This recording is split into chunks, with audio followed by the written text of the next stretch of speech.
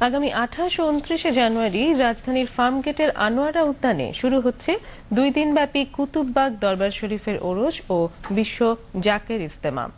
লাখো লাখো ভক্ত আশেক জাকেরানদের সমাবেশ ঘটে প্রতি বছরের এই আয়োজনে।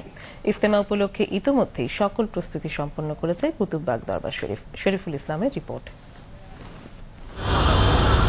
সুফিবাদই শান্তির পথ এ আদর্শকে ধারণ করে কুতুববাগ দরবার শরীফের ঐতিহাসিক মহাপবিত্র ওরস শরীফ ও বিশ্ব জাকের ইজতেমা 2016 এর প্রস্তুতি এখন চূড়ান্ত।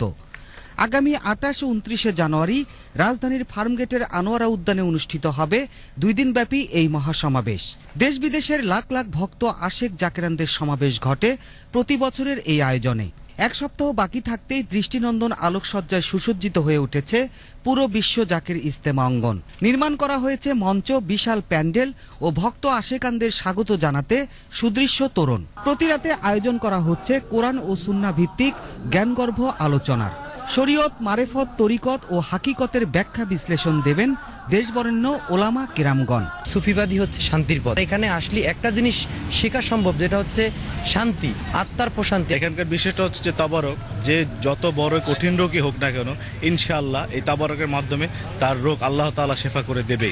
অসংখ্য আশেক জাকের উপস্থিত হয়ে তাদের আত্মশুদ্ধি, দিলজিন্দা নামাজে হুজুরি অর্জন করবে।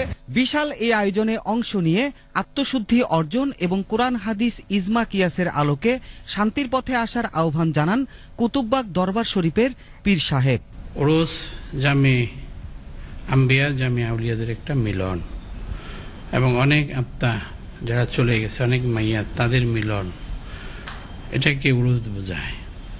এবং এমাল উরুসের অনেক ব্যাখ্যা আছে। বিশ্বের বহু দেশের মানুষ এখানে আসেন। এ প্রত্যেক ভক্ত মুরিদ, জাকের মুরিদি এটার যোগান করেন।